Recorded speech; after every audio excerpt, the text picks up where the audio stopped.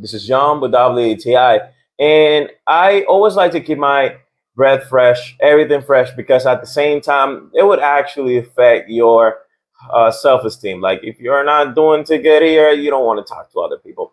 So that's why this guy is one of my main essentials. This is icebreakers, sugar-free mints. I do mints all the time. So if you're really looking for a great option for you to step down from higher sugar mints that maybe are gonna go too high on your calorie intake for the day, these guys have a great option. So one of the things that I like the most is how fresh it leaves your breath after you're going with 1, 2.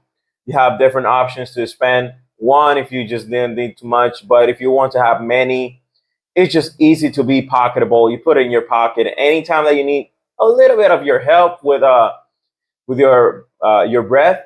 This guy is a lifesaver. Great smell, great feeling, great flavor, sugar free, pocketable, easy to travel with.